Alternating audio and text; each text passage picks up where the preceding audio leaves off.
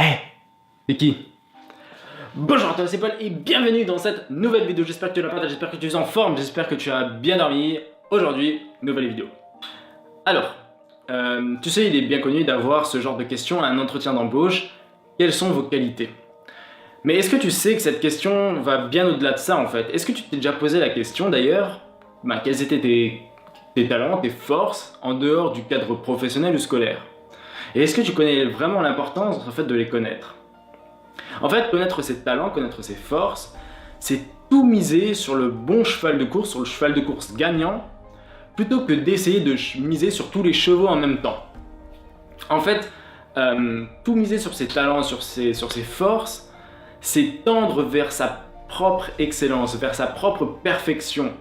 Et au final, tu auras quoi? Tu auras des résultats qui iront bien au-dessus de la moyenne. Alors que si tu essaies de combler tous tes défauts, le top niveau que tu peux viser, ça va être la moyenne. Et au final, avoir la vie de monsieur ou madame tout le monde. En fait, tu peux te demander, là, éventuellement, pourquoi? Et en fait, le principe est très simple. Et pour ça, j'aimerais te partager une équation mathématique. Une équation mathématique qui vulgarise vachement les choses. Parce qu'on ne peut pas quantifier un talent ou un investissement, enfin bref, tu verras. En fait, cette équation mathématique, elle vient du livre Strength Finder 2.0. Et dans ce livre, cette équation, elle traduit quoi? Elle traduit que talent multiplié par l'investissement est égal à la force. Je répète, talent fois investissement égale force. Pour t'expliquer, pour t'imaginer un peu comment cette équation fonctionne, je vais te prendre un exemple. On va prendre 50 talents. Ok, tu as 50 talents. Une entité de 50 talents. Tu vois, c'est pour ça que ça vulgarise les choses parce qu'on ne peut pas quantifier un talent. Mais bref, on va prendre 50 talents. On va prendre l'exemple du foot. Admettons que voilà, tu as 50 talents dans le foot. Tu multiplies ça par une entité de 1, tu y investis vraiment le strict minimum. C'est-à-dire tu fais vraiment le strict minimum, tu vas juste aux entraînements, tu fais juste les matchs sans grande prétention et ça s'arrête là, ok? Voilà, tu y investis une entité de 1, donc 5 multiplié par 1, ça donne 5 en force. Donc les résultats de tout ça, c'est que tes résultats vont être bas ou moyens, ok?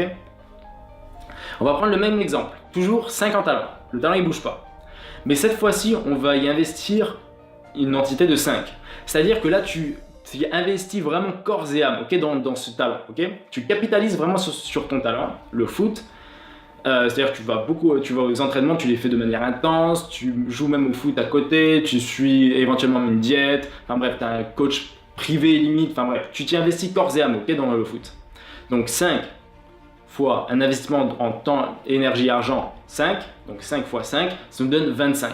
Et entre le premier exemple, où tu fais le strict minimum, où tu investis voilà, vraiment une entité de 1, et le deuxième exemple, où tu t'y investis corps et âme, il y a 20 points ou 20 entités, enfin ce que tu veux de différence. Il y a 20 en différence, ok? Un, on a 5, et le deuxième, on a 25. Et en fait, ça montre bien en fait que le fait de capitaliser sur ses talents te permettra d'avoir des résultats là-haut, tu vois.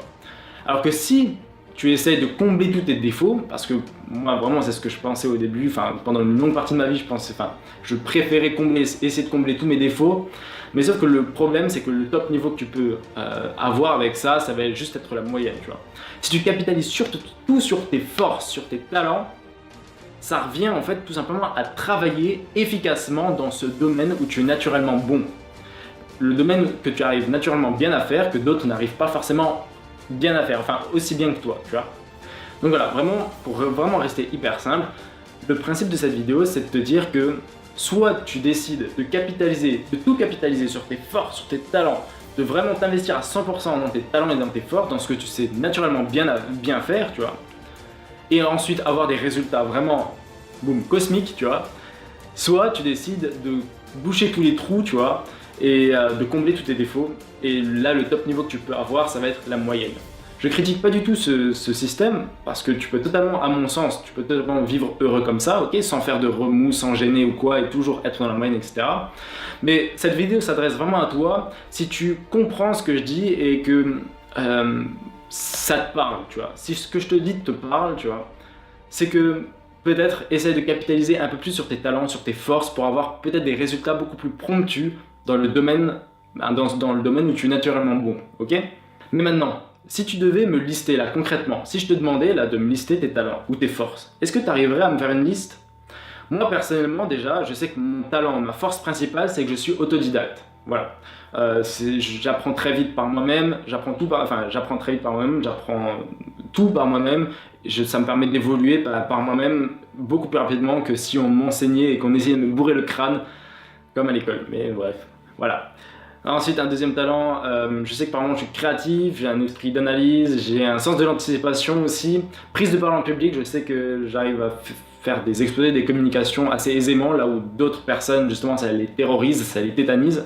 Donc voilà, et même éventuellement, encore une autre force, ça peut être éventuellement sportif. Enfin bref, voilà. Là, je t'ai listé quelques-uns de mes talents, dont mon principal qui est que je suis autodidacte. Mais maintenant, c'est à ton tour. Est-ce que tu arriverais à me lister tes talents? En fait, moi je vois les choses un peu comme ça. C'est-à-dire que tout le monde a tous les talents du monde, tu vois. Mais sauf à des degrés différents, tu vois. Et le but du jeu va être que tu puisses identifier justement les talents où tu es naturellement bon, que tu as naturellement développé là, à l'heure actuelle, où tu regardes cette vidéo, quels sont les domaines, les talents ou les forces que tu as qui sont déjà bien développés, ok? Et une fois que tu les connais, le but du jeu va être de capitaliser sur tes forces ou sur tes talents, pardon. Je m'enflamme trop pendant cette vidéo, c'est pour ça que j'arrive plus à parler. Et donc voilà, le résultat de tout ça, donc si tu capitalises sur tes forces, sur tes talents, tu as beaucoup plus de potentiel, de marge de manœuvre, de capacité, voilà, dans un domaine où tu es naturellement bon. Voilà, vraiment ça résume toute la vidéo, voilà. Sauf que, si t'as pas réussi à me lister tous tes talents ou toutes tes forces, sur papier ou dans ta tête, voilà, tu fais comme tu veux, c'est que tu peux éventuellement maintenant te demander comment faire concrètement pour connaître ces talents. Déjà, connaître ses talents, c'est une partie de ce que l'on appelle l'introspection, c'est-à-dire se connaître soi-même. Et donc voilà, pour que cette vidéo soit vraiment pratique, comment faire donc concrètement pour connaître ses talents ou ses forces? La manière la plus simple, ça va être de regarder ton passé. Tu regardes ton passé, tu regardes les moments, les choses que tu as naturellement bien réussi, que d'autres n'ont pas forcément aussi bien réussi que toi, ou avec autant d'aisance, ok? Et une deuxième astuce va être d'essayer de se souvenir les compliments que tu as reçus assez souvent. Ça c'est assez difficile parce que souvent on a un compliment et ensuite on se dit ah c'est cool et après on l'oublie directement.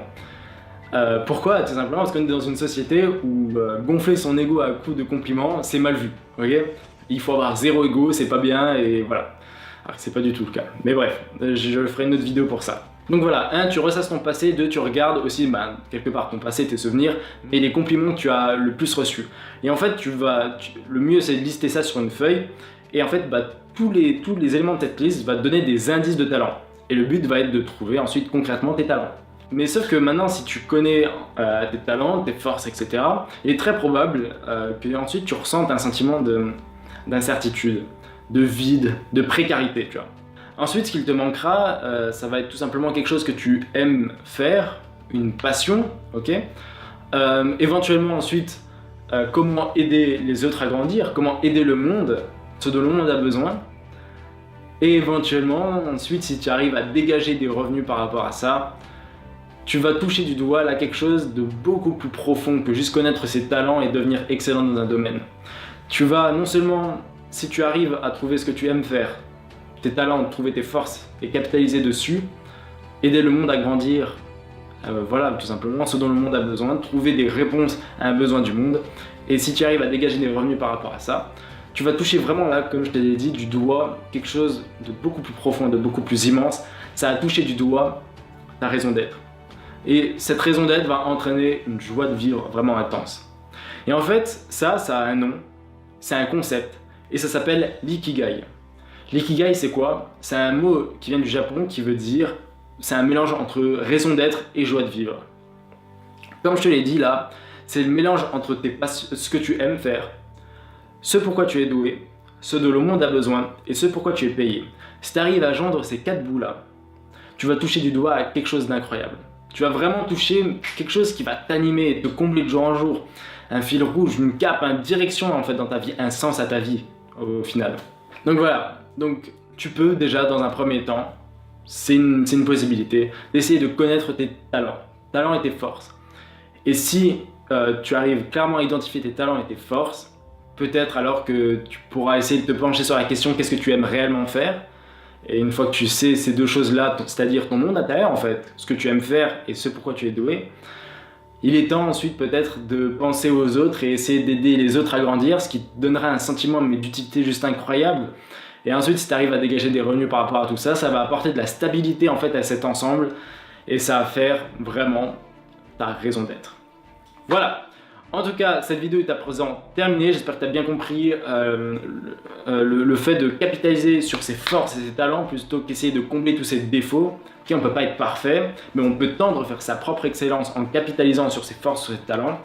Et j'espère aussi que tu as compris, en plus je t'ai donné, dans un deuxième temps, je t'ai donné comment faire concrètement pour connaître ses talents et ses forces. Et ensuite, troisièmement, je t'ai expliqué, je t'ai montré un concept qui vraiment, si tu arrives à atteindre, fera mais de ta vie genre vraiment un film, quelque chose d'incroyable. En tout cas, j'espère que cette vidéo t'a plu. N'hésite vraiment pas à t'abonner pour ne pas rater la vidéo de demain. Et sur ce, je te dis, vis heureux et n'oublie pas, la vie est belle. C'était Paul, bye bye.